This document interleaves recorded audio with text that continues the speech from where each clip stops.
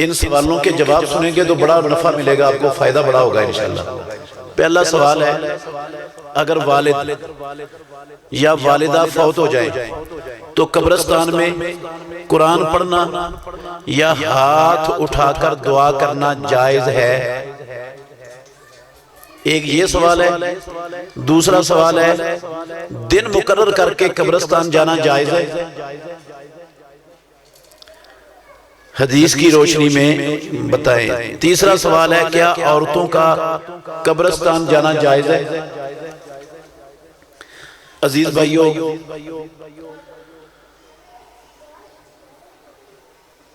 جو بھی انسان فوت ہو جاتا ہے نا،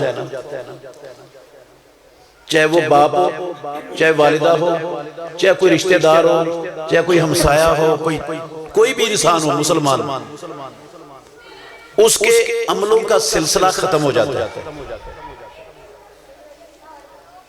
مرنے کے بعد اس کے عملوں کا سلسلہ ختم ہو جاتا ہے۔ 8 چیزیں ہیں جو اللہ کے قرآن سے اور مدینے والے امام کے فرمان سے ثابت ہیں۔ 8 چیزیں ہیں جن کا مرنے کے بعد بھی اس کو اجر اور ثواب ملتا رہتا ہے۔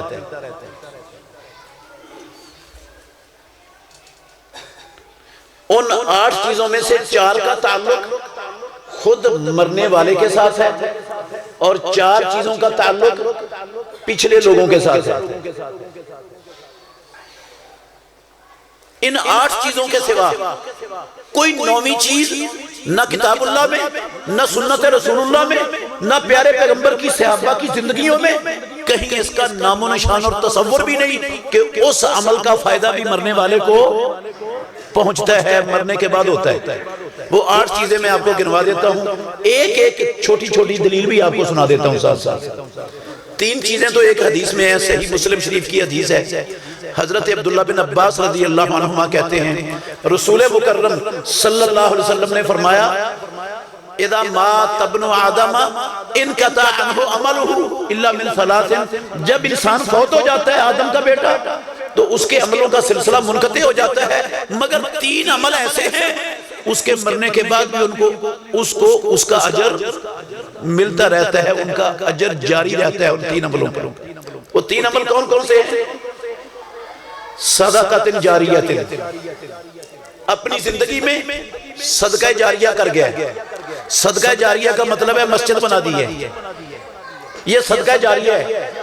جو بندہ اپنے پیسے سے مسجد بنا گیا ہے، جب تک یہ مسجد اللہ کی زمین پر قائم ہے، لوگ اس مسجد میں آ کر نمازیں پڑھ رہے ہیں، علم حاصل کر رہے ہیں، 100 سال 200 سال 1000 سال بھی چلے گی نا مسجد، تو اس مرنے والے کو اس مسجد کی وجہ سے اجر مرنے کے بعد بھی ملتا ہی رہے گا۔ مسجد ہے، کسی جگہ پر موٹر لگوا دی ہے، نلکا لگوا دی ہے میٹھے پانی کا، کوئی کسی غریب کو گھر بنا کے دے دی ہے، یہ صدقہ جاریہ ہے۔ جب تک وہ اس سے فائدہ اٹھائیں گے، بے شمار شکلیں ہیں صدقہ جاریہ کی، ایک چیز یہ ہے۔ دوسری ہے اور علم ينتفع به، علم چھوڑا اس نے جس سے لوگ فائدہ، کتابیں لکھ دی ہیں اس نے، لوگ وہ کتابیں پڑھ رہے ہیں، کتابیں چل رہی ہیں، جب تک چلیں گی کتابیں لوگ اس کو پڑھیں گے، فائدہ اٹھاتے رہیں گے، اس کو اجر مرنے کے بعد بھی ملتا رہے گا۔ یا کتابیں نہیں لکھی، اس نے شاگرد چھوڑے، قرآن سکھایا لوگوں کو، اللہ کے نبی کی سنت اور حدیث کا درس دیا، لوگوں کی تربیت اور اصلاح کی ہے، لوگوں کے ذہن میں اللہ اور اس کے رسول کے فرامین بٹھائے ہیں۔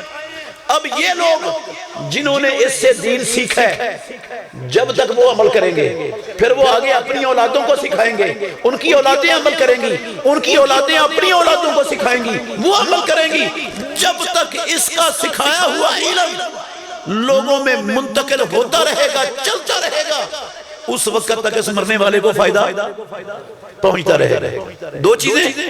تیسری چیز ہے او ولد صالح یدعو لہ، نیک اولاد چھوڑی ہے، جو نیک اولاد اس کے لیے کیا کر رہی ہے؟ دعا کر رہی ہے۔ نیک اولاد کا مطلب ہے جس کی تربیت، جس کو دین کی بنیاد پر جس کی تربیت کی ہے، قرآن پڑھایا ہے، اس کا ترجمہ سکھایا ہے، رسول اللہ صلی اللہ علیہ وسلم کی سیرت پڑھائی ہے، احادیث پڑھائی ہے، دین کا علم سکھانے کی سرتوڑ کوشش کی ہے، یہ نیک بچہ ہے جس کو دین کا پتہ ہے، جو دین کو سمجھتا ہے، جانتا ہے، دین کے مطابق اپنی زندگی بسر کر رہا ہے، یہ نیک اولاد جب تک یہ نیکیاں کرے گی اس کا اجر بھی، اور جب تک وہ ان کے لیے دعا کرے گی اس کا اجر بھی بندے کو مرنے کے بعد ملتا ہی۔ اچھا، اگر اس اولاد نے آگے اپنی اولاد کو تیار کر دیا، سکھایا آپ نے تھا، اس کو تربیت آپ نے کی تھی، وہی تربیت اس نے اپنی اولاد کی کر دی، تو یہ صدقہ جاریہ آپ کا چلے گا یا نہیں آخر تک؟ جب تک وہ نسل چلتی رہے گی اور آگے وہ تربیت کرتے رہیں گے، وہ آپ کے لیے صدقہ جاریہ بنے رہیں گے۔ تین چیزیں۔ چوتھی چیز ایک دوسری صحیح مسلم کی حدیث میں ہے، رسول اللہ صلی اللہ علیہ وسلم نے فرمایا من مات مرابطا ینم لہ عملہ الی یوم القیامت ویامن الفتان، جو بندہ رباط کی حالت میں فوت ہو گیا، کس کی حالت میں فوت ہو گیا؟ رباط کی حالت میں فوت ہو گیا، جتنے عمل وہ زندگی میں کر رہا تھا روزانہ کی بنیاد پر قیامت کے دن تک اس کے سارے اعمال اس کے نامہ اعمال میں درج ہوتے ہی رہیں گے۔ رباط کی حالت میں فوت ہونے کا مطلب کیا ہوتا ہے؟ رباط کی حالت میں فوت ہونے کا مطلب ہے مسلمانوں کے ملک میں، مسلمانوں کی آبادی بستی میں، مسلمان دشمنوں کے مقابلے میں سرحد پر پہرا دے رہا تھا، دشمنوں کو مسلمانوں کو نقصان پہنچانے سے روکے ہوئے تھا، مسلمانوں کو امن اور سلامتی کی زندگی کی ضمانت دے رہا تھا، کافر تاکہ مسلمانوں کی امن اور سلامتی کو خراب نہ کریں، یہ پہرا دیتا دیتا فوت ہو گیا، اس کو کہتے ہیں مرابط۔ رسول اللہ صلی اللہ علیہ وسلم نے فرمایا وہ روزانہ 5 نمازیں پڑھتا تھا، روزانہ صبح و شام کے اذکار کرتا تھا، روزانہ وہ 1 صفحہ یا آدھا پارہ یا 1 پاؤ قرآن کی تلاوت کرتا تھا، اور وہ رمضان کے روزے رکھتا تھا، وہ رات کو قیام کرتا تھا، جتنی نیکیاں کر رہا تھا وہ مرنے سے پہلے مرتے وقت وہ ساری کی ساری نیکیاں جس طرح وہ زندگی میں ہو رہی تھی قیامت تک اس کے نامہ اعمال میں لکھی جاتی رہی۔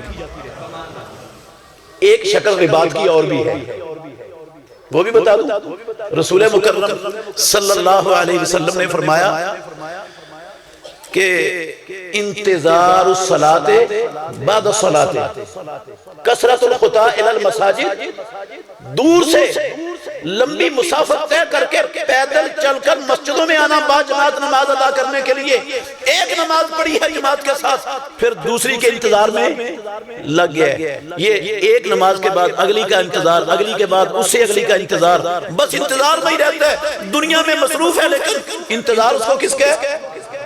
امام الانبیاء نے فرمایا فَذَلِكُمُ الرِّبَاطُ فَذَلِكُمُ الرِّبَاطُ فَذَلِكُمُ الرِّبَاطُ، یہ بھی رباط ہے۔ اندازہ لگائیں، دور سے اپنے ڈیرے سے، زمینوں سے، کاروباروں سے چل کر مسجد میں باجماعت نماز پڑھنے کے لیے آنا، پھر اگلی نماز کے انتظار میں لگ جانا، کتنا بڑا عمل ہے۔ اگر اس حالت میں فوت ہو گیا تو جتنی نیکیاں کر رہے تھے اپنی زندگی میں ساری کی ساری قیامت تک نامہ اعمال میں درج ہوتی رہتی ہے۔ ان 4 چیزوں کا تعلق ہے بندے کی اپنی ذات سے، مرنے والے کی اپنی ذات سے۔ 4 چیزوں کا تعلق ہے پچھلوں سے، جس کا فائدہ پچھلے اپنے مرنے والوں کو پہنچا سکتے ہیں، ان کو فائدہ دے سکتے ہیں۔ وہ 4 چیزوں میں سے ایک چیز ہے دعا۔ ایک چیز کیا ہے؟ کوئی بندہ کسی بھی مرنے والے کے لیے دعا کرتا ہے زندگی میں تو اس دعا کا فائدہ اس مرنے والے کو، چاہے وہ باپ ہے، چاہے ماں ہے، چاہے بھائی ہے، چاہے بہن ہے، چاہے ہمسایہ ہے، چاہے دوست ہے، چاہے کوئی ہے، چاہے کوئی بھی ہے، جس کے لیے بھی آپ دعا کریں گے آپ کی دعا کا فائدہ اس مرنے والے کو ملے گا۔ یہ جنازہ کیا ہوتا ہے؟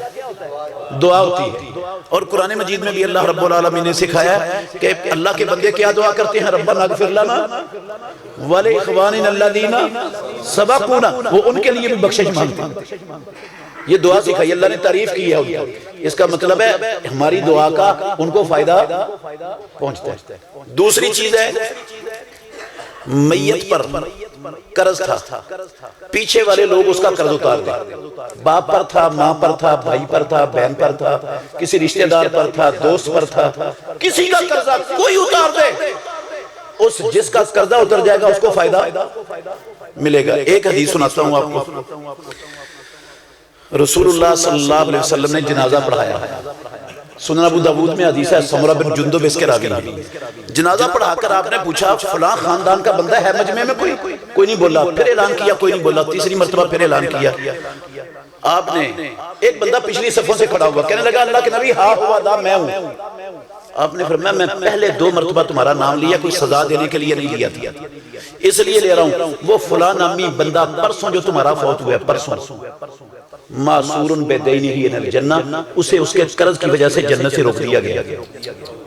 عقیدہ اس کا ٹھیک ہے، نمازیں اس کی ٹھیک ہے، زکوٰۃ اس کی ٹھیک ہے، روزے اس کے ٹھیک ہیں، سارے معاملات ٹھیک ہیں، جنت میں جانے کا اہل ہے، روکا کیوں گیا؟ اس نے قرض دینے لوگوں کو، اس کے ذمہ قرض ہے۔ تمہارا نام بار بار اس لیے لے رہا تھا، اما ان تفدوہ الی الجنۃ و اما ان تسلموہ الی النار۔ اس نے تو آ کر اپنا قرض ادا کوئی نہیں کرنا، وہ تو آ نہیں سکتا۔ اب یا تم اس کے پچھلے اس کا قرض ادا کر کے اس کو جنت میں جانے کا سامان کر دو، اگر تم ادا نہیں کرو گے اسے جہنم کی آگ کے سپرد کر دیا جائے گا۔ صحیح حدیث ہے سنن ابو داود میں۔ کیا سمجھ آئی کہ نہیں؟ کوئی قرض اتار دے تو مرنے والے کو فائدہ ہوا کہ نہیں ہوا؟ اچھا یہ قرض بندوں کا تب بھی، قرض اللہ کا ہو تب؟ اللہ کا بھی قرض ہوتا ہے، یہ تو بندوں کے قرض کی مثال ہے، اللہ کا بھی قرض ہے۔ مثال کے طور پر ایک بندے کے پاس حج کرنے کی استطاعت تھی، حج کرنے کی استطاعت تھی، سارے وسائل تھے، اور اس نے پیسے بھی جمع کروائے، نام نہیں نکلا، یا نام نکل آیا اور پہلے ہی فوت ہو گیا۔ اب یہ جو حج ہے نا، یہ اس پر قرض ہے اللہ کا، یہ پچھلوں کو اس کا قرض کیا کرنا پڑے گا؟ ادا کرنا ہی پڑے گا، اس کے بغیر چارہ نہیں ہے۔ یہ قرض ادا کر دو گے تو اس کا بھی فائدہ مرنے والے کو ملے گا۔ یا اس نے نظر مانی تھی کہ اللہ نے میرا فلاں کام کر دیا تو میں 10 روزے رکھوں گا، وہ کام اس کا ہو گیا، لیکن روزے رکھنے سے پہلے کیا ہو گیا؟ وہ بندہ فوت ہو گیا، یہ اللہ کا قرض چڑھا ہوا ہے اس پر۔ یہ قرض آپ نے بعد میں اس کا کیا کرنا ہے؟ اتارنا ہے۔ یا زکوٰۃ تھی اس پر، سال گزر چکا تھا، نصاب کو پہنچا ہوا مال اس کے پاس موجود تھا، اس نے مال الگ بھی کر لیا زکوٰۃ دینے کے لیے، یا حساب کر رہا تھا، موت آ گئی۔ اب جتنی زکوٰۃ اس پر فرض ہو چکی تھی نا، وہ قرض ہے اللہ کا اس بندے پر، مرنے والے پر قرض ہے۔ یہ قرض ادا کرنے سے پہلے وہ انسانوں کا ہے یا اللہ کا ہو، وارثوں میں مال تقسیم نہیں ہوتا میت کا، تو اس کا فائدہ ہوتا ہے۔ کتنی چیزیں ہو گئی؟ 2۔ تیسری چیز ہے فوت ہونے والے کی طرف سے حج یا عمرہ کر لو، تو اس کا فائدہ بھی مرنے والے کو ہوتا ہے، حج عمرے کا فائدہ ہوتا ہے۔ ایک بندہ آیا رسول اللہ صلی اللہ علیہ وسلم کے پاس، اللہ کے نبی میرا باپ فوت ہو گیا ہے، کیا میں اپنے باپ کی طرف سے حج کر سکتا ہوں؟ سنن ابو داود میں حدیث ہے، بنو عامر کا یہ شخص تھا، آپ نے فرمایا حجہ نبی کا بات امر، اپنے باپ کی طرف سے حج بھی کر اور عمرہ بھی کر۔ حجۃ الوداع میں رسول اللہ صلی اللہ علیہ وسلم نے ایک بندے کو سنا، کہہ رہا تھا لبیک اللہم شبرما، صحیح بخاری کی حدیث ہے، یہ اللہ میں شبرما کی طرف سے حاضر۔ تو رسول اللہ صلی اللہ علیہ وسلم نے پوچھا شبرما کون ہے؟ کہتا ہے اللہ کے نبی میرا رشتہ دار ہے یا قریبی دوست ہے۔ اس نے لفظ بولا، راوی کو شک ہے، دوست کا لفظ بولا یا قریبی رشتہ دار کا لفظ بولا۔ آپ نے فرمایا اپنا حج کیا؟ کہتا نہیں، آپ نے فرمایا حجہ نبی کا ثم حجہ عن شبرما، پہلے اپنا حج کر پھر شبرما کی طرف سے حج کر۔ فوت شدہ کی طرف سے حج کرنے کی اجازت دی رسول اللہ صلی اللہ علیہ وسلم نے کہ نہیں؟ پہلی حدیث میں حج اور عمرہ دونوں کی اجازت دی کہ نہیں دی؟ اس کا مطلب ہے میت کی طرف سے حج عمرہ کرنے کی رسول اللہ صلی اللہ علیہ وسلم اجازت دے رہے ہیں، فائدہ ہوتا ہے تو اجازت دے رہے ہیں۔ 3 چیزیں ہو گئی۔ چوتھی اور آخری چیز سنیں، اولاد اپنے فوت شدہ والدین کی طرف سے اس نیت سے صدقہ کرے کہ یہ صدقہ یا اللہ میری طرف سے نہیں ہے، یہ صدقہ میری طرف سے نہیں ہے، کن کی طرف سے ہے؟ میرے ماں باپ کی طرف سے، تو وہ ایسے ہی ہوگا جیسے ماں باپ نے اپنی زندگی میں اپنے ہاتھ سے صدقہ کر دیا، اس کا فائدہ بھی مرنے والے کو ملے گا۔ صحیح بخاری میں حدیث ہے، حضرت سعد بن معاذ رضی اللہ تعالی عنہ، ان کی والدہ فوت ہو گئی، رسول اللہ صلی اللہ علیہ وسلم کے پاس تشریف لائے، سعد بن معاذ رضی اللہ عنہ کہنے لگے اللہ کے نبی میری والدہ فوت ہو گئی، میں پاس نہیں تھا، کیا میں اپنی والدہ کی طرف سے صدقہ کر سکتا ہوں؟ رسول اللہ صلی اللہ علیہ وسلم نے فرمایا نعم تصدق عنہا، ہاں معاذ اپنی والدہ کی طرف سے صدقہ کر۔ حضرت معاذ رضی اللہ عنہ نے ایک کنواں کھدوایا میٹھے پانی کا مدینہ طیبہ میں اپنی والدہ کے نام سے۔ تو اولاد جب والدین کی طرف سے صدقہ کرے اس نیت سے کہ یا اللہ یہ صدقہ میری طرف سے نہیں ہے، کس کی طرف سے؟ میرے ماں باپ کی طرف سے، تو اس کا سارا ثواب کس کو مل جائے گا؟ باقی بیوی اپنے خامند کے مرنے کے بعد اپنی خامند کی طرف سے صدقہ کرے، یا خامند بیوی کے فوت ہونے کے بعد اس کی طرف سے صدقہ کرے، یا ماں باپ اولاد فوت ہو جائے ان کی زندگی میں اولاد کی طرف سے صدقہ کریں، یا بھائی اپنے بہن کی طرف سے کرے، یا بہن بھائی کی طرف سے کرے، یا بھائی بھائی کی طرف سے کرے، کوئی رشتہ دار کسی رشتہ دار کی طرف سے صدقہ کرے، اس کی کوئی دلیل نہیں ہے، نہ قرآن میں نہ حدیث میں، اس کا فائدہ بھی مرنے والے کو نہیں۔ صدقہ صرف اولاد کر سکتی ہے، کن کی طرف سے؟ والدین کی طرف سے۔ اور والدین میں جس طرح ماں باپ آتا ہے اس طرح دادا دادی بھی آتے ہیں، اور اس طرح نانا نانی بھی آتے ہیں۔ والدین میں صرف ماں باپ اکیلے نہیں ہیں، دادا دادی، نانا نانی، پردادا پردادی، پڑنانا پڑنانی، وہ سب والدین میں آتے ہیں۔ تو ان کی طرف سے اولاد اس نیت سے صدقہ کر دے کہ یا اللہ اس کا سارا ثواب میرے دادے کو، میرے نانے کو، میری نانی کو، میرے باپ کو، میری والدہ کو دے دے، تو یہ صدقہ کیا ہے؟ اس کا فائدہ مرنے والے کو ملے گا۔ یہ 8 چیزیں ہیں، ان میں کہیں قرآن کی تلاوت آئی ہے؟ کہیں قرآن حرام ہے اسلام میں؟ حرام۔ اللہ کے گھر میں بیٹھ کے کہہ رہا ہوں، قبرستان میں قرآن کی تلاوت کرنا حرام۔ کیوں حرام ہے؟ قرآن پڑھنا غلط کام ہے؟ 4 سجدے کرنا ایک رکعت میں حلال ہے یا حرام؟ حرام۔ کیوں حرام ہے؟ طریقہ نہیں ہے نبی کا۔ اور قبرستان میں قرآن پڑھنا بھی نبی کا طریقہ نہیں ہے، اسلام نہیں ہے۔ دین محمد الرسول اللہ کی زندگی میں مکمل ہو گیا، آپ کے بعد وہی نہ کسی پر اتری ہے، نہ قیامت تک اترنی ہے۔ جو اللہ کے نبی کی زندگی میں دین تھا آج بھی وہی ہے، اور قیامت تک وہی رہنا ہے، وہ نہیں بدل سکتا۔ کوئی چیز اچھی بھی ہے، اذان اچھا کام ہے کہ نہیں؟ ہاں، اگر ہم عید الفطر سے پہلے، عید الاضحیٰ سے پہلے، یا نکاح میں نکاح پڑھانے سے پہلے، جب وہ قبول سے پہلے اذان پڑھ دیں تو ثواب ملے گا نا؟ اچھا کام نہیں؟ کیا کہہ رہے ہیں؟ نہیں ثواب ملے گا؟ کیوں بھئی اچھا کام نہیں اذان؟ کام اچھا ہے لیکن اللہ کے نبی نے اس موقع پر نہیں کہی۔ کام اچھا ہے لیکن اللہ کے نبی نے نہیں کیا۔ جو اللہ کے نبی نے نہیں کیا وہ کرنا حلال نہیں ہے، حرام ہے۔ پیارے پیغمبر سے پوچھا ہماری ماں عائشہ صدیقہ رضی اللہ عنہا نے، اس میں دوسرے سوال کا جواب بھی آ جائے گا۔ صحیح مسلم کتاب الجنائز کے اندر حدیث ہے، اللہ کے نبی میں قبرستان جاؤں تو کیا پڑھوں؟ میں قبرستان جاؤں تو کیا پڑھوں؟ آپ نے فرمایا قولی السلام علیکم اہل الدیار من المؤمنین والمسلمین، یہ پڑھو۔ اس کا مطلب ہے عورت قبرستان، اگر عورت قبرستان جا ہی نہ سکتی ہوتی تو اللہ کے نبی ہماری ماں کو دعا سکھاتے ہیں، یہ کہتے تو جا ہی نہیں سکتی تو کہتے پوچھ رہی ہے میں کیا پڑھوں؟ عورت جا سکتی تو اللہ کے نبی نے کہا تم یہ پڑھو۔ اور وہ حدیث بھی ہے، رسول اللہ صلی اللہ علیہ وسلم نے فرمایا میں نے تمہیں قبرستان کی زیارت سے منع کیا تھا، اب تم قبرستان کی زیارت کرو۔ کیوں؟ فَإِنَّهَا تُذَكِّرُ۔ قبرستان کی زیارت کرنے کا مقصد میت کے لیے دعا کرنا نہیں ہوتا، موت کو یاد کرنا ہوتا۔ قبرستان اس لیے جاتے ہیں کہ موت کیا ہو، باقی دعا آپ قبرستان میں جا کر بھی کر سکتے ہیں، ثابت ہے رسول اللہ صلی اللہ علیہ وسلم۔ قبر پر کھڑے ہو کر ہاتھ اٹھا کر دعا کرنا بھی ثابت ہے، صحیح بخاری شریف کی حدیث میں اللہ کے نبی نے کی ہے، قبر پر کھڑے ہو کر ہاتھ اٹھا کر دعا کی ہے پیارے پیغمبر نے۔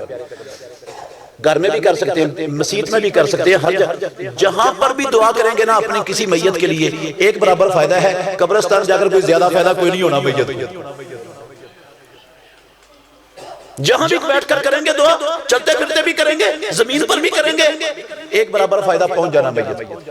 قبرستان میں جا کر کوئی سپیشل فائدہ نہیں ہے میت، قبرستان صرف اس لیے جاتے ہیں کہ وہاں موت یاد۔ اچھا پہلے تو مردوں کے لیے بھی حلال نہیں تھا قبرستان جانا، منع تھا، اب اللہ کے نبی نے اجازت دی، اور اجازت کی جو وجہ بتائی یہ موت کو یاد دلاتی ہے۔ کیا موت کی یاد کی صرف مردوں کو ضرورت ہے یا عورتوں کو بھی ہے؟ عورتوں کو بھی ہے۔ اس کا مطلب ہے عورتیں بھی قبرستان کی زیارت کر سکتی ہیں، جا سکتی ہیں، لیکن بے پردہ ہو کر نہیں جانا، بے پردہ ہو کر نہیں جانا، خوشبو لگا کے نہیں جانا، اور وہاں جا کر رونا پیٹنا کوئی غیر شرعی کام اگر بے پردہ کر جاتی ہے، خوشبو لگا کے جاتی ہے، وہاں جا کر روتی پیٹتی ہے، کوئی غیر شرعی کام کرتی ہے، تو پھر ایسی عورتوں پر لعنت ہے، اللہ کی لعنت برستی ہے۔ اس حدیث کا یہ مطلب ہے جس میں آیا ہے کہ لعن رسول اللہ صلی اللہ علیہ وسلم زوارات القبور، قبروں کی زیارت کرنے والی عورتوں پر کیا ہے، اللہ کی رسول نے لعنت فرمائی ہے۔ یہ ان عورتوں پر لعنت ہے جو غیر شرعی طریقے سے غیر شرعی کام کرنے کے لیے وہاں پر جاتی ہیں۔ سمجھ آ گئی؟ اچھا جی، دن مقرر کرنا، جب اللہ نے اور اللہ کے رسول نے قبرستان جانے کی اجازت دی، کوئی دن مقرر نہیں کیا، تو میں اور آپ حق رکھتے ہیں دن مقرر کرنے کا؟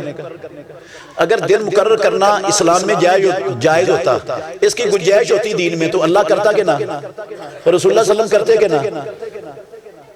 یا کہو اللہ اور اس کے رسول کو سمجھ نہیں آئی، یاد نہیں آیا، مجھے یاد آ گیا یہ بھی ایک اچھا کام تھا، یہ مقرر ہونا چاہیے تھا دن، رب بھول گیا تھا یا نبی بھی بھول گئے تھے اور مجھے یاد آ گیا کہ یہ دن یہ بھی ہونا چاہیے تھا اسلام میں، اس لیے میں مقرر کر رہا ہوں۔ بھئی جس دن کو اللہ اور اللہ کے رسول نے مقرر نہیں کیا، وہ دن مقرر کرنا بھی حرام ہے اپنی طرف سے، اسلام میں اس کی گنجائش نہیں ہے۔ یہ دین سازی ہے، اور دین سازی بندے کو شرک اور کفر تک لے جاتی ہے، یہ کوئی چھوٹا سا معاملہ نہیں ہے۔